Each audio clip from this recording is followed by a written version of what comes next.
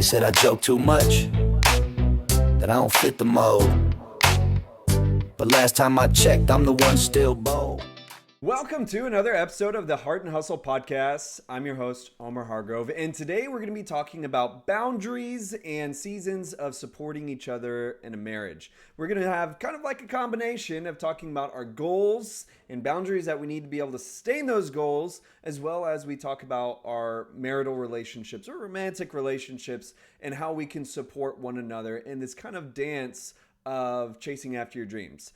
That being said, we're going to start by talking about boundaries, because boundaries can really be pivotal when it comes to trying to chase after whatever it is your aspirations are, with your dreams. And you need boundaries with friends, boundaries with people, people who drain you, you need boundaries that can protect your marriage, that protect your family. Boundaries also shift as you grow. Boundaries, you need boundaries that can really help you sustain a healthy path forward. And starting off with this idea about boundaries, boundaries is really about it's more of like a life skill.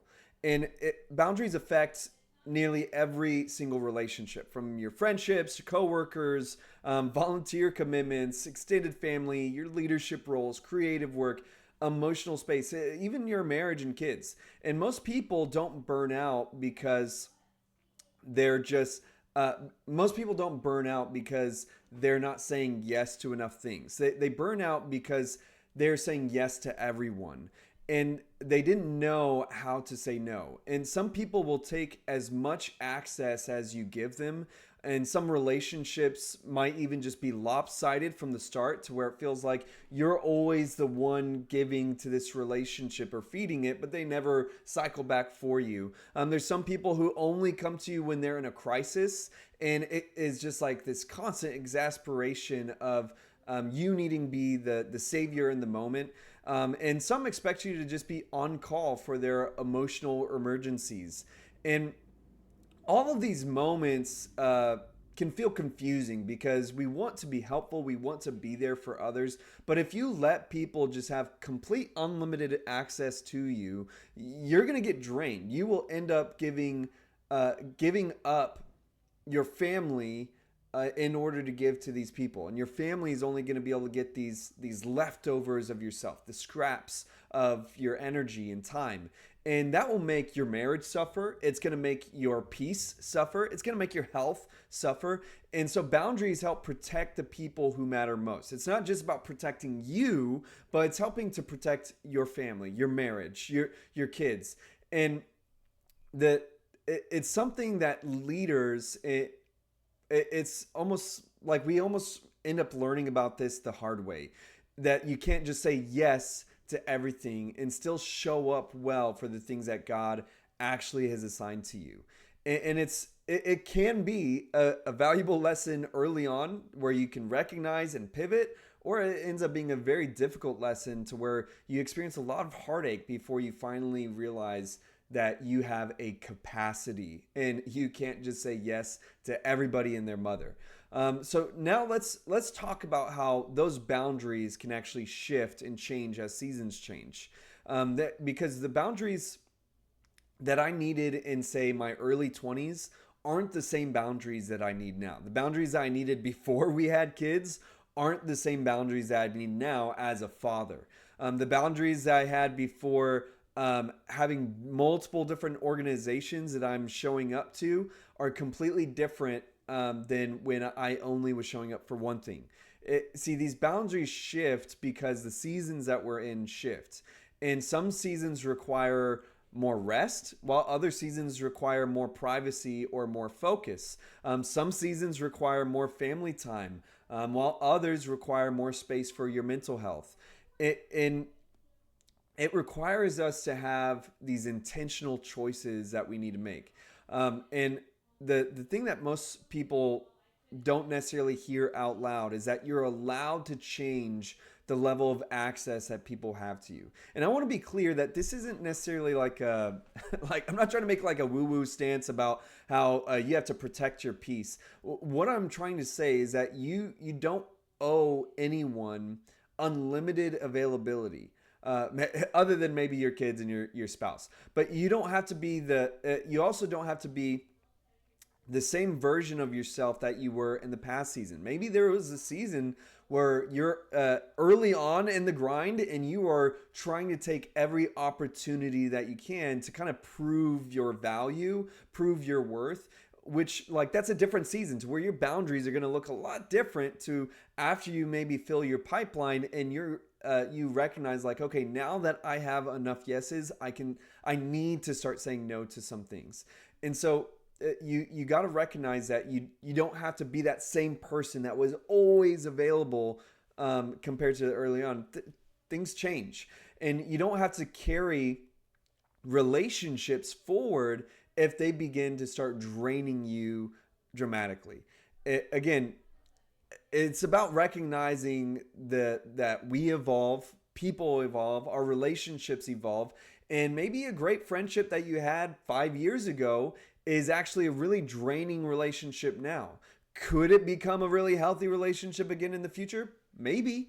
But recognizing these things that are either giving you energy or draining you, you have to be able to recognize that and know that if people are offended by the limited access that you have to give, that's on them. You have to be able to you can only be responsible for your own actions. Again, there's level of consequence. If you know that if you're going to say no to certain people that they're not going to come back to you, you have to weigh your own costs, your risks and rewards in those scenarios. But when it comes to just kind of like not petty relationships, but just like your ordinary relationships, if people are offended because you can't say yes all the time, that's on them. You have to be able to move on in a sustainable way. That's really what boundaries is about, is learning how you can make what you're doing sustainable. And boundaries shifts often, and when those shifts happen, it often reveals deeper truths within those relationships. Now, let's talk about your marriage and how your marriage and your family deserve the real you and not the leftover you, not the one that's burnt out, tired, and I can't talk right now. I need to decompress. We need to talk about being able to protect your marriage and family, because those boundaries that we're talking about is really to support this. Because I've said this before, like I enjoy speaking at different places. I find it fun. I find it fun doing these podcasts and creating different things. I like going to recovery centers. These things are fun to me, but my family and my wife are my purpose. Okay, those things are secondary. Y'all feel what I'm trying to say? And your spouse and kids shouldn't have to compete with your obligations or your overcommitted schedule. Your spouse and kids shouldn't have to compete with you people pleasing or your desire to be liked and validated, your guilt about saying no, other people's emergencies. This is all going around how people may have certain expectations of you, but you can't sacrifice your family and your spouse in order to just meet those expectations. Again, we can have some grace to where if there's like a one-off emergency, like, okay, we can shift things because we recognize this is a peculiar, a genuine emergency. But when it's like a recurring thing to where it's like your life is like this person's life is in chaos and they're latching onto you to fix it, those are moments where you might have to step away and say, I love you, but I can't do that right now. My family needs me tonight. I don't have the ability to do this for you. You got to just be straight up sometimes. And these boundaries is for the purpose of protecting that closeness, protecting your emotional availability. If you're so stressed out because you're meeting the expectations of these other people to where you are emotionally unavailable to the people that really matter in your life, then we have a lopsided scale. Boundaries are made to protect that level of energy, and it's for the people that you matter most. When I look back on the season where I used to say yes to everything, and I think about when I first had our baby, and then my wife was soon pregnant afterwards. It was a complete shift in our life, and I did not anticipate how much I needed to pivot and change my boundaries.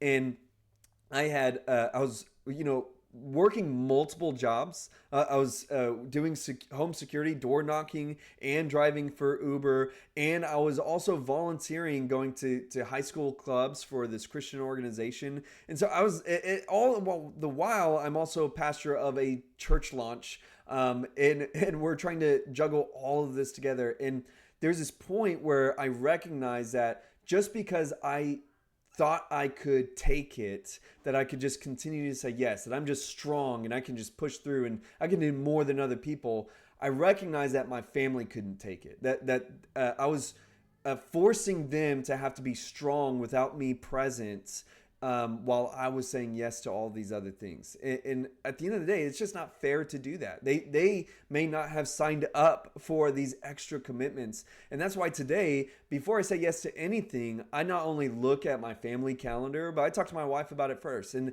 there's certain things where I know is like like there's certain time blocks that are I could always determine on my own, say yes or no to. But if anything is outside that time block, well, that's going to be a conversation for me and my wife to decide. And we're going to weigh the scales to see if this is worth the risk. If this has enough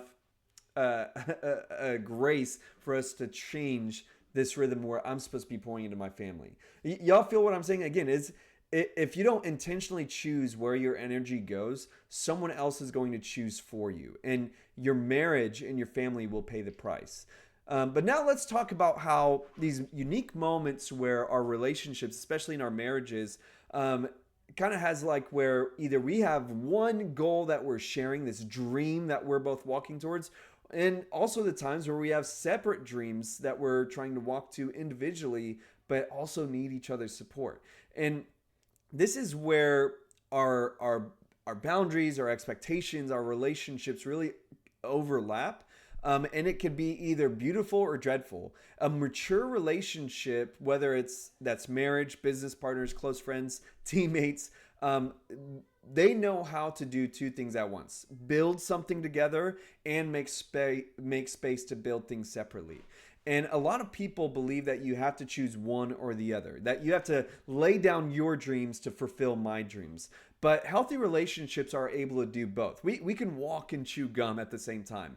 And so I want you to consider the aspect of like a movie. We often view ourselves as the star of the show. We are the star of the movie, and everybody else is supporting our movie from happening. But there's certainly some times where in life you're the main character. You get to be the main character, and you're the one stepping into new opportunities, new dreams, new momentum. And the people close to you are cheering you on. They're supporting you, and they're making room for your breakthrough. Those are beautiful moments, but there's also, that's not forever. That's not just the rest of time where you're the movie star of everybody's life. There's other seasons where they are the main character, and you have to be the supporting role for them stepping into their own momentum. You're the supporting act. You're the encourager. You're the cover. You're the steady presence behind the scenes.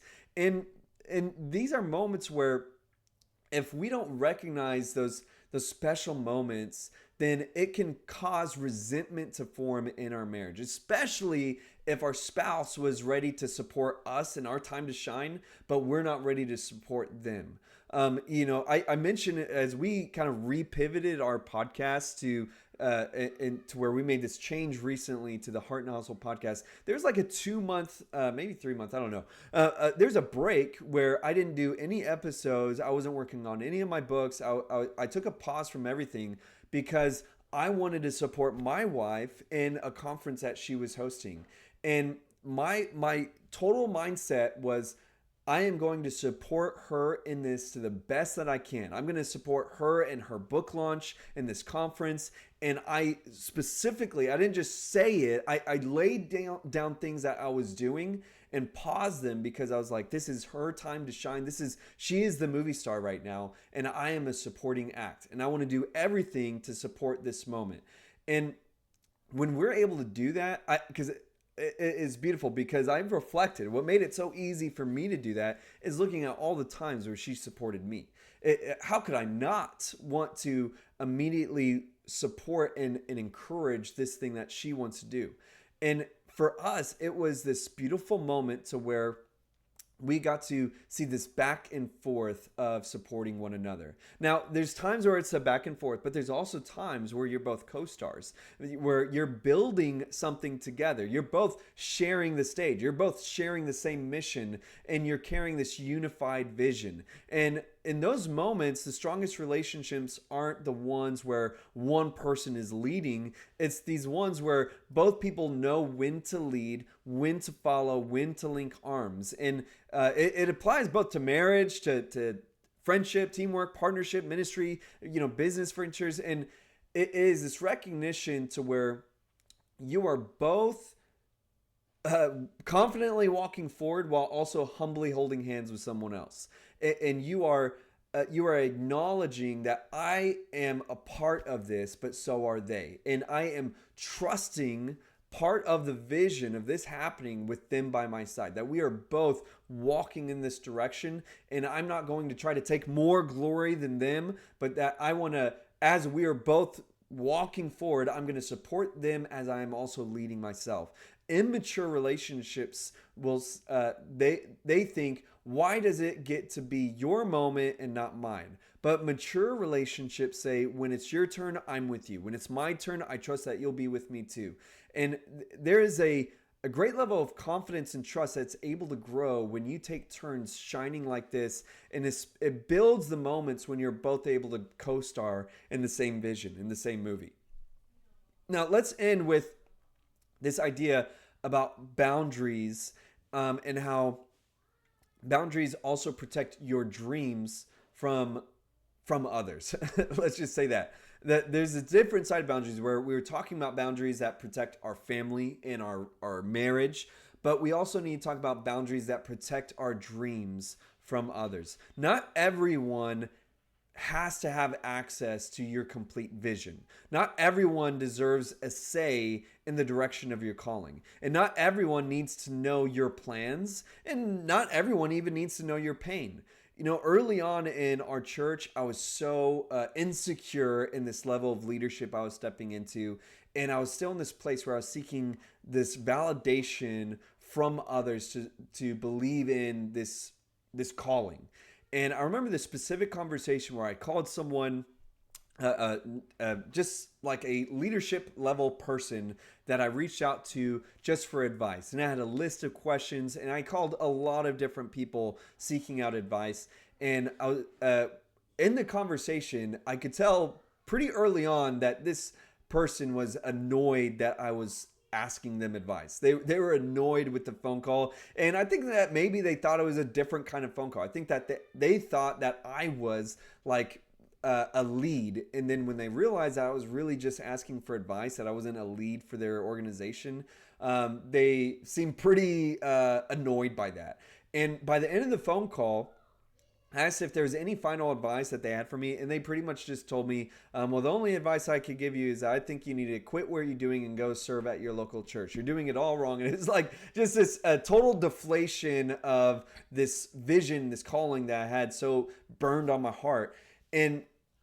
And see, I gave that person so much access to my vision, so much access to even vulnerable things about that vision, about this calling, unique things I had done in the process of fulfilling it. And they did not understand why I was doing it. They didn't understand the vision like I saw it. And they totally crushed me. And I remember it happened to be like our anniversary. And I cried for like 30 minutes. And then I was like, well, I need to go get Lauren's anniversary gift. So I better stop crying. And it was such a crushing moment to where I was totally torn down. And I needed others around me to be able to build me back up. And it was a genuine moment where I considered maybe I need to just give this whole thing up. I'm just, foolish for even thinking I could do anything remotely specific like this. And the reason I share this story is for us to understand that some people, no matter how genuine we may be trying to appear or be in sharing our vision, some people will only project fear. Some people will only discourage you out of their own insecurities. Some people will guilt trip you into staying small and to make you feel like you're not allowed to grow. Some people will try to keep you in this place to where you're stuck. They want you to stay where you're at. Even if it might even involve you leaving a business or organization, they might be dismantling your vision emotionally for you because they want you still accessible for what they're trying to do. And again, I'm not trying to say that everyone's necessarily like malicious like that. It's not like people are trying to do these things. There's a lot of psychology behind it. But for us to recognize boundaries, and that just because someone says something doesn't make it true, and it doesn't mean that we have to allow them to keep saying it either. Boundaries can be, I love you, but I don't need your approval to do this. I value your input, but I'm not going to carry this accusation into my dream. I care about you, but I'm not going to hold back just because it makes you feel uncomfortable. You know, healthy boundaries around your dream allows the right people to speak into it, and it helps to keep the wrong people from killing it before it has a chance to grow. And again, we're seeking out wise counsel. We're looking for advice. It's good to have healthy criticism, but there's some times where people just want to tear you down. And that's what we're talking about here. So some big takeaways today is that healthy people have boundaries. Healthy relationships create space. Healthy partnerships share the spotlight. Healthy dreams require protection. Don't be afraid to reevaluate your boundaries, to limit access, to protect your family, to recognize a season that you're in or a season's change. And you can say no without feeling guilty. You don't have to let someone trash talk your dreams. And you could also take your moment when it's your turn as you let someone else have their moment. You're not meant to shrink. You're not meant to be drained. You're not meant to lose yourself to others people's expectations. You are allowed to grow. You're allowed to grow with people, alongside people, and sometimes away from people. And whilst all the while trying to stay grounded, self-aware, and in this healthy alignment with your purpose that flows with your meaningful relationships like your marriage and your family. So all that being said, I hope that this episode was meaningful for you and that it's beneficial for your relationships as you start looking at boundaries in a new light. Until next time, have a great life. Then tell me why you still watch every move I take. You call me phony, nah, I'm just free. And if you still doubt me, go by my book.